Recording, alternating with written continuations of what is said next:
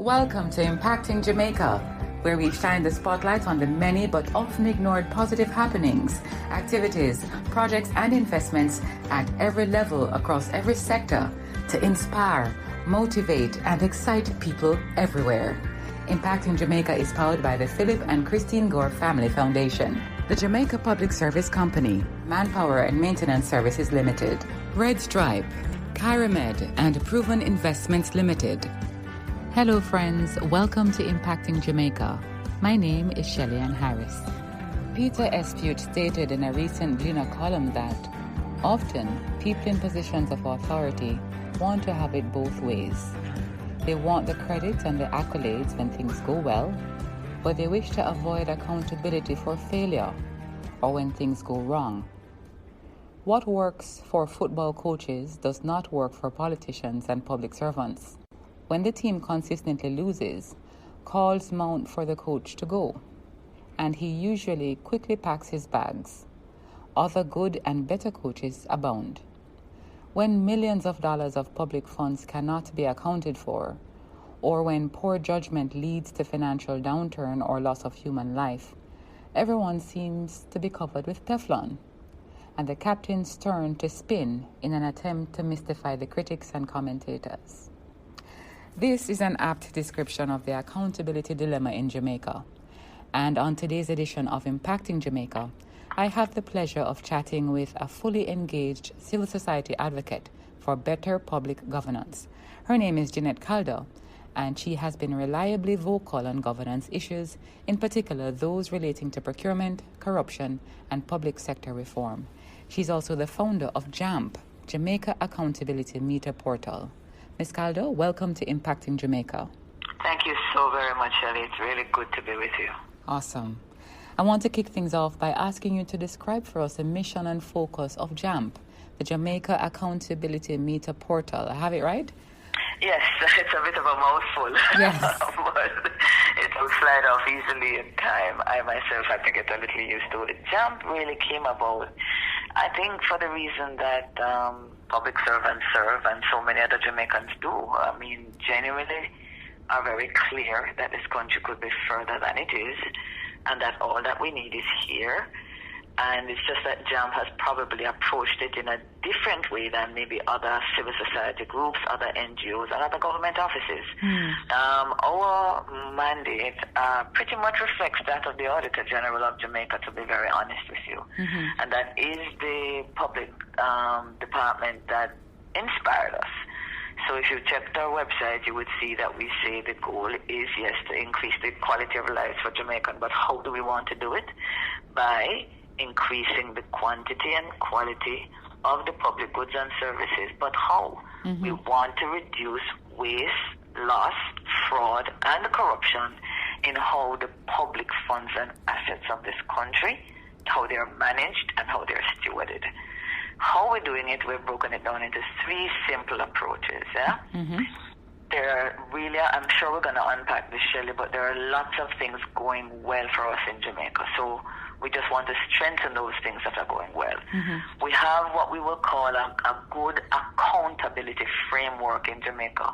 So we as citizens decided to engage to try and strengthen those mechanisms of accountability that do exist in the parliament and in the government.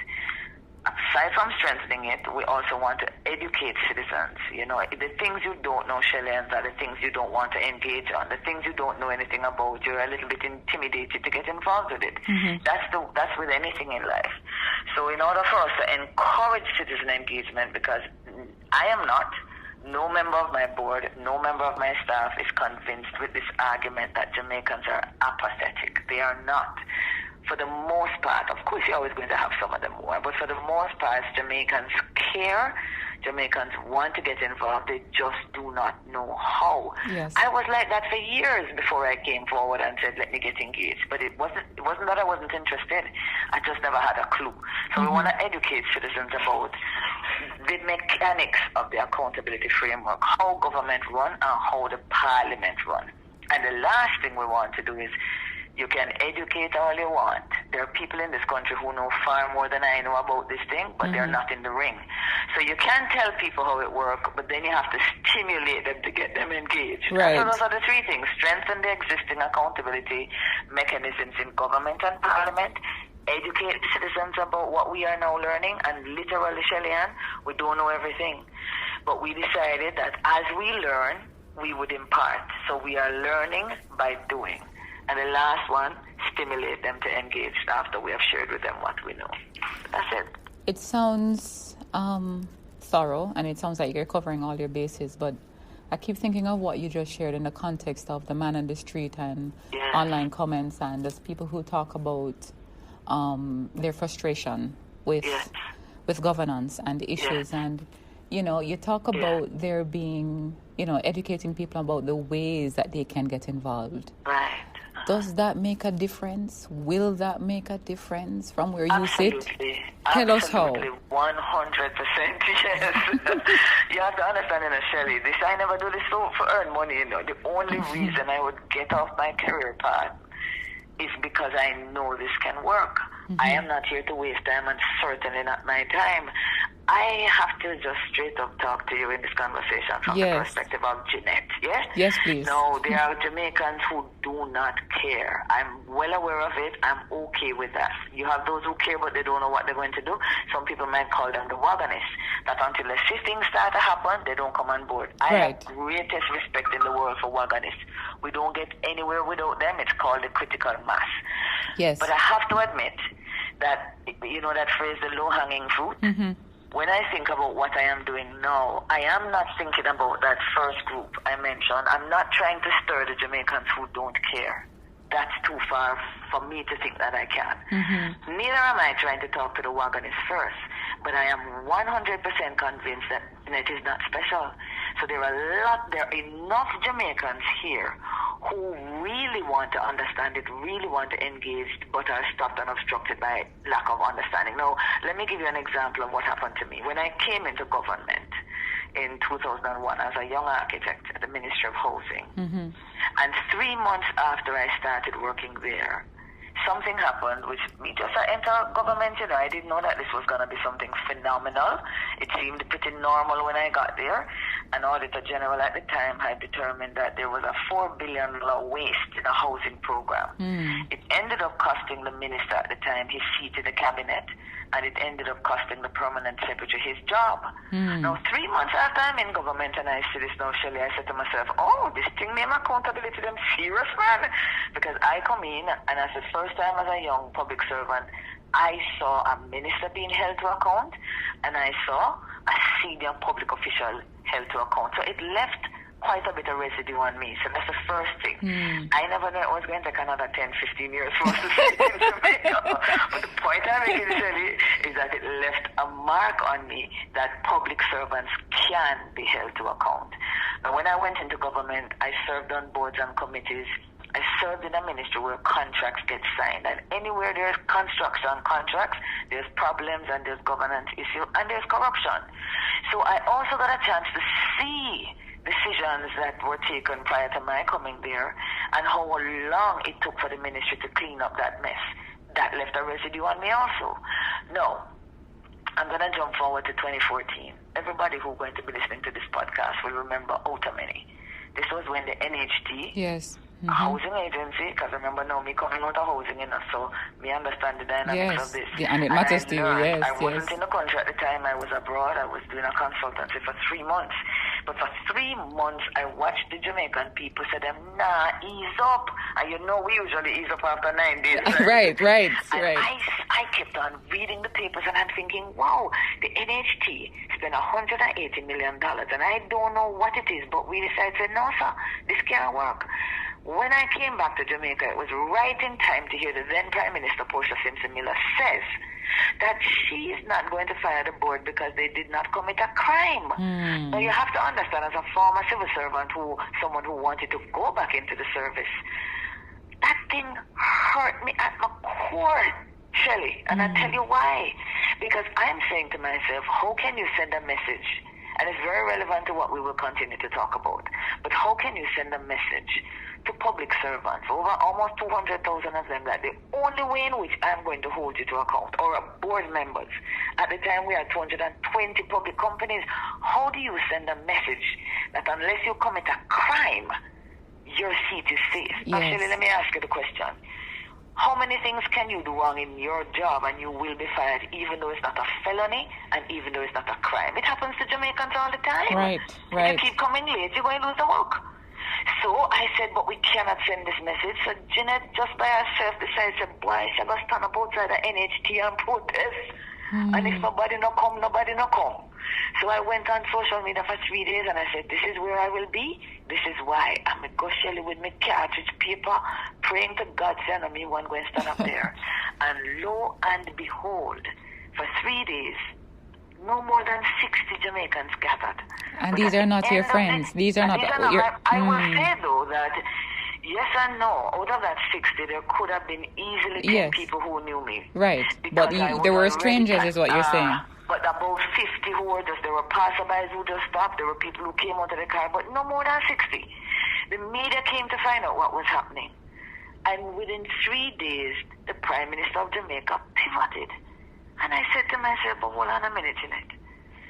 If you're willing to walk out on a limb, in faith, trusting that there are going to be other citizens who are feeling the same way you do, and I live in a country where 60 people can gather, and a Prime Minister pivots after 3 months of holding strong, but things not so bad then, man. And that left some more residue on me. The third residue that led to the formation of JAMP had specifically to do with that. What happened? I saw a public watchdog agency in the Auditor General noticing for 3 months that the people of Jamaica are agitated about what look like, could it be, thief and corruption. Let me go investigate. So I saw an agency prepared to pivot in the interest of the people and said, okay, we're going to go in. 4 months later, a report was done. And Shelly, it wasn't $180 million of concerns that the Auditor General found. It was $4 billion of questionable investment. Now, what had really happened, why it struck me, is I said to myself, after 4 months when that report came, nobody talked about it. The media never picked it up. Me, Jeanette, was out there, a protest, never paid no mind. I didn't know it had happened. So I said to myself, if a government agency is doing this, is prepared to do this kind of job for the citizens of Jamaica in the interest of their money, and we are not going to pay enough attention, just enough, 3-4 months later, then somebody has to be paying attention after this to this agency and what they're doing, because it's good work. So I decided to try and understand the accountable framework of government with another set of group of advocates. We wrote to the European Union and they said, okay, we will fund you for 3 months to go and research it. We researched it. We identified what were the gaps in accountability. We came to understand how the Auditor General's department work. And we said, why are we going to wait on government to fill the gaps in accountability? Citizens can partner. And that was as simple as that. We went to the private sector organization of Jamaica. I shared them this idea that I had of creating a digital tool that would track the breaches that are committed by public officials. Because that is what we say the problem is, Shirley. We say, 9-day wonder, somebody has to focus and pay attention until they are remedied. Why not citizens? If government is not going to do it, we will. And so what we did is created a digital tool that continues to track the issues in government as the Auditor General reports on it, and in the future as the Integrity Commission and MOCA report. And we allow citizens access, government access, the Parliament can access it. Them can't say, boy, we don't know. Wait, they know, because citizens are tracking it and allowing they themselves to know where it is and where it is not. It is encouraging to find that a lot of these breaches do get fixed. But the truth of it, Shelley, is that unless citizens shine the spotlight and continue to press in, they don't. You know, and that's one of the reasons why I believe it can work, because we're putting it to the test and we're finding out that, yes. You know, I hear you mention that here was this $4 billion waste, and the media was silent on it. Now that could be for a number of reasons. Media, there are other bigger stories. Well, I can't imagine what is much bigger than that, but still, there are other issues. Or it could just be a journalism failure, whatever we want to come up with. But at the end of the day, you're saying that when citizens own it, when all 3 million of us say, look, we don't like this does not work for our democracy, that's where the power lies. That's what you're saying. I'm saying that because my mother and your mother did teach us that when you're pointing at somebody, 3 fingers are pointing back. And we have spent a lot of time pointing at our parliamentarians, and Shelly's 3 fingers are pointing back, as it should. Why? Because we are the employers and they are the employees. So I'm asking you, Shelly, if right now you decided to get a franchise for juicy beef, for example, and you put some staff members in place and you outsource them and outfit them with the best of equipment and ingredients, and you left them and you don't check in with the accountant every month end to see how the profit line is doing, what is the quality control like in the food? What do you think is going to happen? True. It's going to run down. Everybody knows that. That's human nature. Let me share this quick thing with you. I was working once in the private sector, and it was construction. And the owner of the company would head out to the site at about 4 o'clock in the morning. So he never actually made it into the office until about 3:30 in the afternoon. Now, when I joined, I realized that people come to work 11 o'clock, 10 o'clock, 9:30. Why, Shelly? Because the boss not turned up till 3:30. So I said to him one day, do me a favor, just every now and again, once a week, pop in unexpectedly when we don't have a clue when you're going to, and let's see what happens. And Shelly, let me tell you something, it was a turnaround. The first day he walked in, and they recognized that they can't always guarantee when the boss will appear. What do you think happened? Everybody starts to come to work on time. Yes. It's human nature. We modify our behavior when we know that we're being watched. And I'm saying it to Jamaica and to you, it is no different with our parliamentarians. Let me give you one example, because this is really about the question about why do you think it will work, Jeanette? About 3 years ago, the Prime Minister of Jamaica decided that he was going to reverse a very important piece of legislation. It is the legislation, by the way, that enables JAMP to do what it does. And I'm saying one of the reasons why I'm hopeful is that Jamaica has all the ingredients for change in place. And I can share with you in a minute what those are. But one of them is called the Access to Information legislation, which, as someone in the media, you know the power of that tool. But the average citizen think that's a thing for civil society and for media. Now, I was sharing with a friend that there are countries right here in the Caribbean, Barbados, supposedly most literate, one of the most advanced. But after Jamaica has had this legislation empowering citizens for 21 years, Barbados still don't have that yet. Citizens in Jamaica must stop and say, wait, my government has given me the right. Anything me hear, Dion Jackson Miller, anybody, Cliff, anybody talking about on the news, and I'm not happy. Auditor General produced this report, and I'm not happy. I don't have to sit down and wait for them to remember to come back and tell me. The government of Jamaica has empowered every citizen to write to any permanent secretary and says, I heard this on the news. I read this in the report. I read this on the paper. And I am asking for information to determine what have you done as the permanent secretary to fix this problem. That is amazing, Shelly. It is. The right is there. The question I want to put to you and your listeners who will be listening is, how many of us have actually used it? How many of us are actually aware that a citizen can use it, not just the media houses? Then that is precisely why Jeanette is saying, Shelly, that there are Jamaicans who would use it, but they do not know, which is why that educating is important for the number of Jamaicans who would. And I would put it to you, just like how it took 60 of us standing out at the NHD in 2014, we underestimate. We think it's thousands of people that we need. Less than 1% of this country, if they got engaged, would be enough to get our parliamentarians to respond. And that was the example I was sharing with you. The Prime Minister decides the Access to Information legislation about 3 years ago. He was going to go and modify a clause. There's a clause in the legislation that says, I think after 30 years, the public of Jamaica, anybody can have access to cabinet decisions. And as you know, cabinet decisions are secret. They're classified in every country. Right. But after 30 years in Jamaica, you can access it. In many other countries, it's 20, and in very few, it might be 10. Well, our Prime Minister, as our chief policymaker, decided about 2 Octobers ago that he was going to move it from 30 to 70. Yes, I'm aware. Shelly, how long did it take the Prime Minister to change his mind? Yeah. 3 days. Why? Because we have also a tool that Nani never have, Taki never have, Sam never have, Bogle never have, God never have, and it's called the power of the smartphone and the internet and social media. Because even persons who were supporters of the party came out and said, no Prime Minister.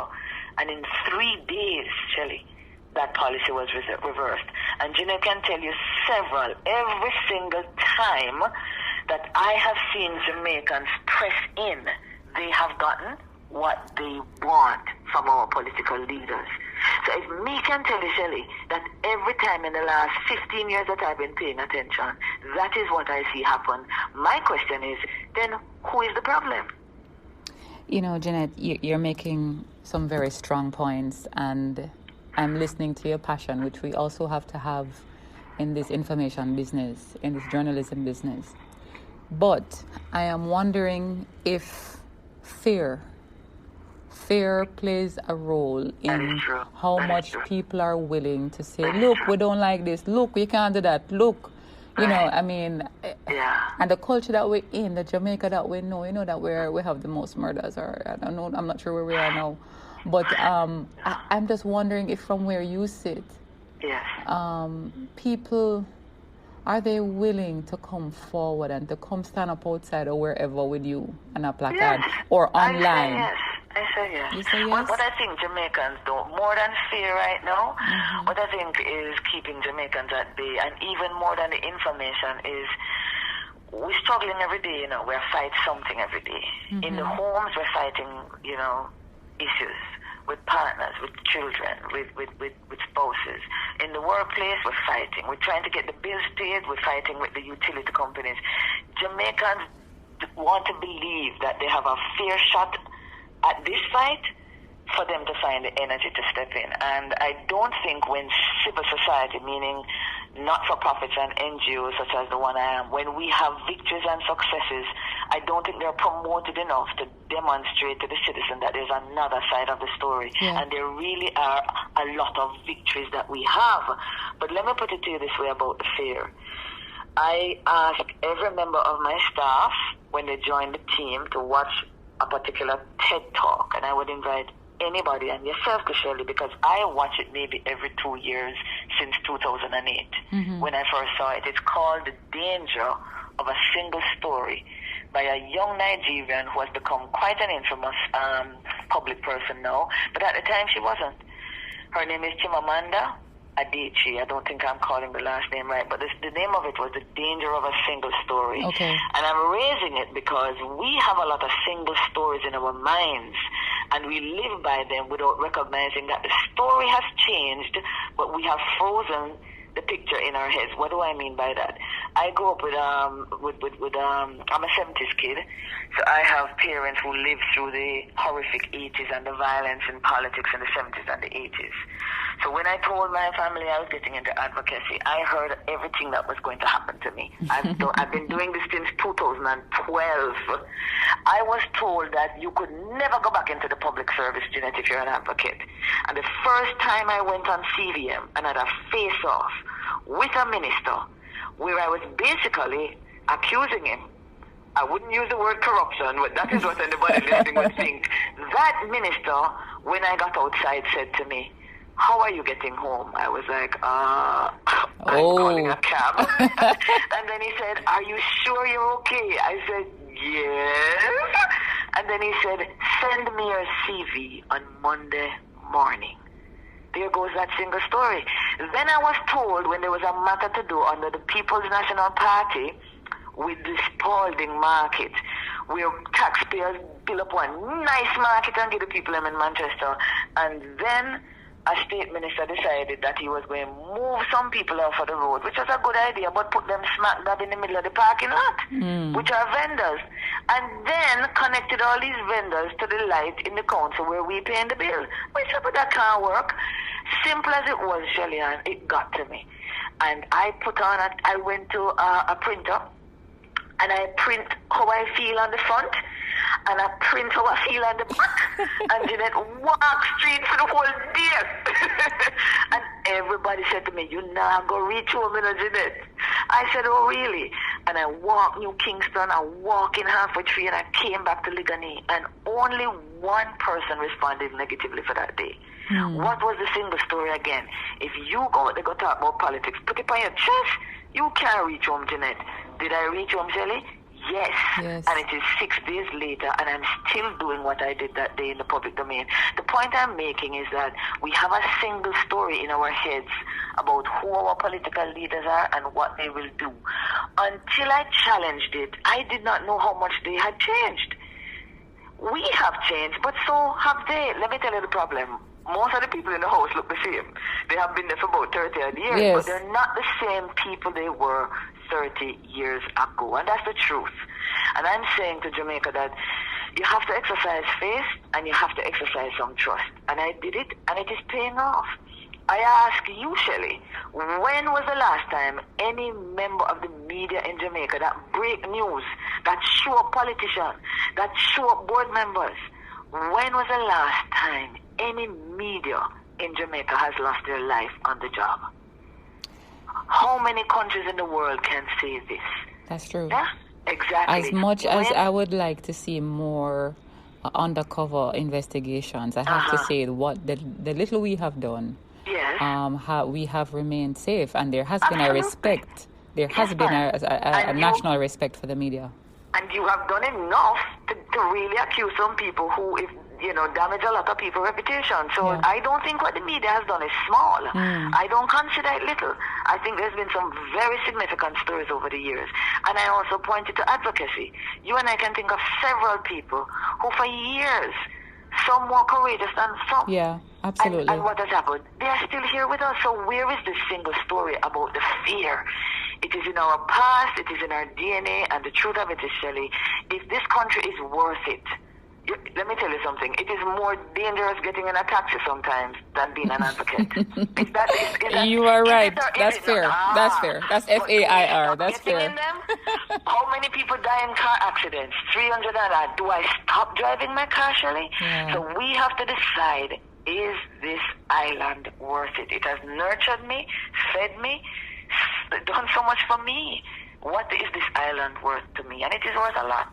I'm not going to tell you that I will never give up, because I don't know that that is true.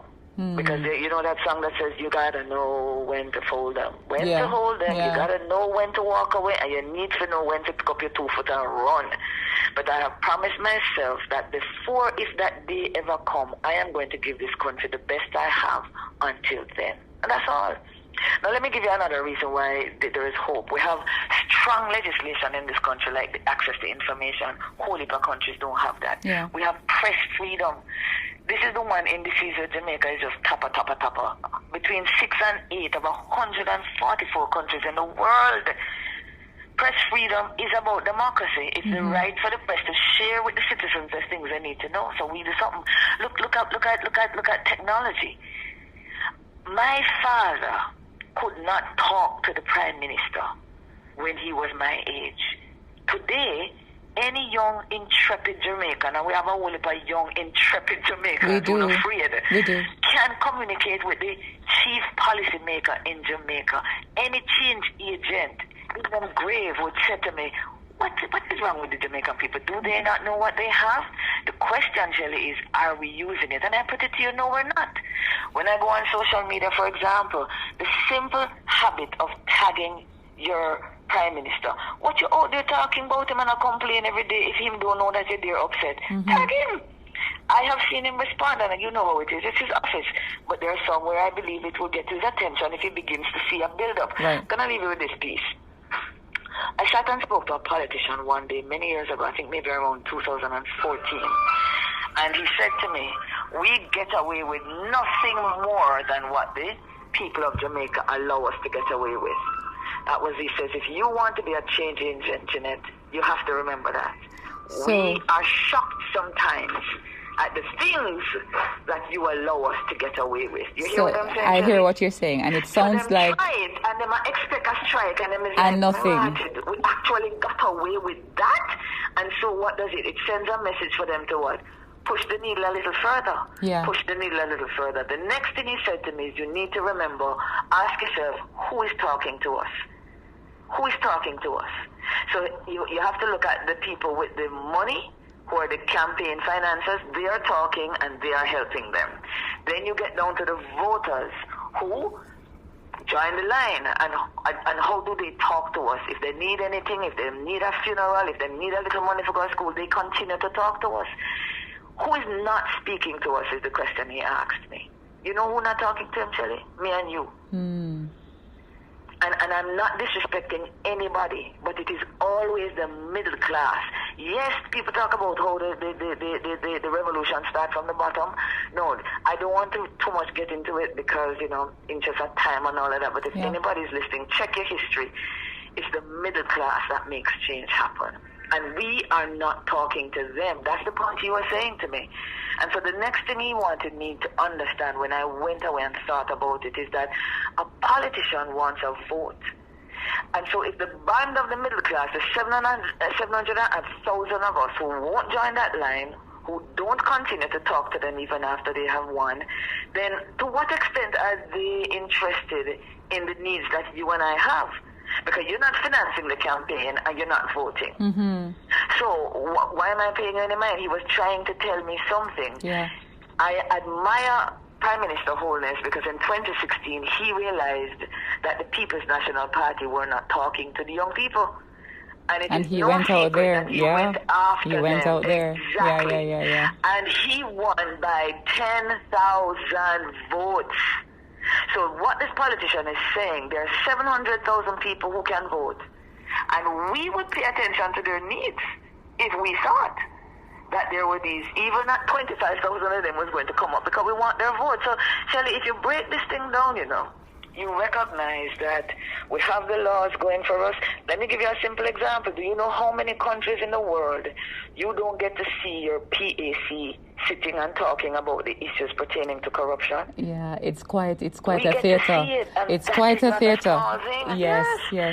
So I'm saying to you that the environment in Jamaica is ripe for change. We have legislation, we have watchdog agencies. Do you know that Trinidad and Guyana are the two most corrupt and Jamaica is the third in the English-speaking Caribbean? But Trinidad does not have a Contractor General's office or an Integrity Commission's office. We do. Exactly. So I am saying it's okay for us to sit here, look at our circumstances, gripe about it. But if you started to pick off what are the things you need for change, we have 7 pieces of legislation that deals with corruption in Jamaica. We have a press who is willing to be brave. They do it all the time. We have oversight agencies that other islands and countries don't have. We get to see Parliament in action and hear the debates and the discussions for ourselves. We have development partners. The European Union listened to the idea that we had. Yeah, just a citizen said, this is what I'd like to do. And fund you. And 3 years worth of funding was made available. That is not a small thing. We have technology now, and I'm putting it to you, Shelly, that where you and I need to look for change. It's difficult to expect change from the working people who depend on government for income. So the public servants, that's hard. The contractors who, the consultants who, if I go against the government, I not get no work again, that's hard. I'm okay with that. But there are a group of young people that not start to work yet. Very bright.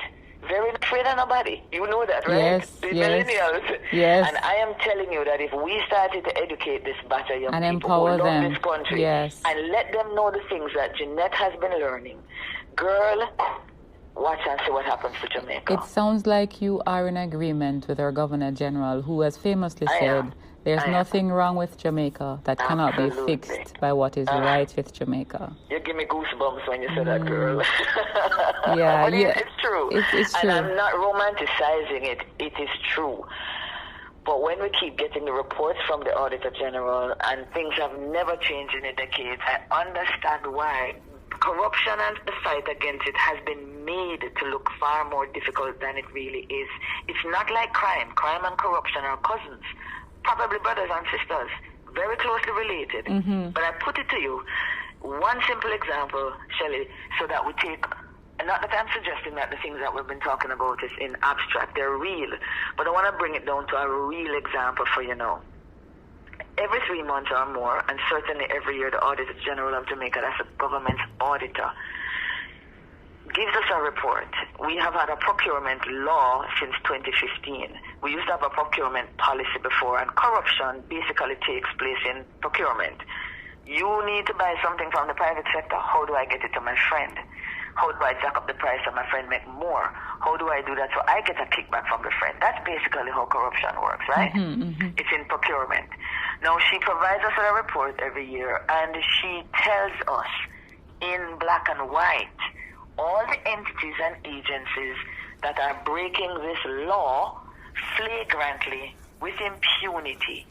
In other words, Shelly, it is a crime that has been committed. Yes. It is not a secret.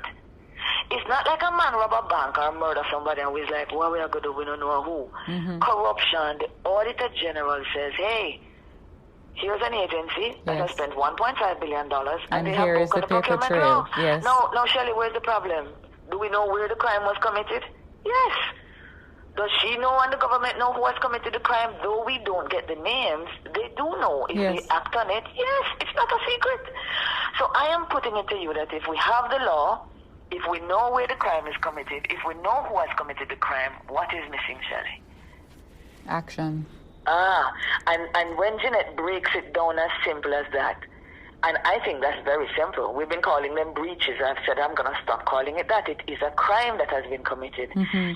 I simply believe that if we share with Jamaicans that it is that blatant, here's the law, here's the report, I think we would start to talk a little bit differently when we talk. We would. Because and I never knew it was that straightforward until I started to read the reports and look at the legislation. It is clear as black and white. Yeah, and you have invested the time, and now you are in a position to educate others and to empower others. And absolutely. We are now out of time. Tell them that it is easy. What Jeanette has learned is no brain-breaking things. No. Very simple things. Just want the opportunity to share it with other Jamaicans. Jeanette, this has been an excellent half an hour talking about Jamaica and how we can make an impact. My favorite subject. My pleasure. Yes, it's been an excellent 30 minutes. May I thank you for joining us on this very inspirational edition of Impacting Jamaica. Thank you so much for having me, Shirley. All the very best. Impacting Jamaica is powered by the Philip and Christine Gore Family Foundation, Manpower and Maintenance Services Limited, the Jamaica Public Service Company, Red Stripe, Kyramed, and Proven Investments Limited. If you or anyone you know is involved with projects and activities that excite, motivate, and encourage, send us an email to impactingjamaica@gmail.com. We'd love to hear from you. Do join us again for another in the series on Google Podcast, Audible, Spotify, Podcast Addict, and Stitcher. You can also visit us at impactingjamaica.com.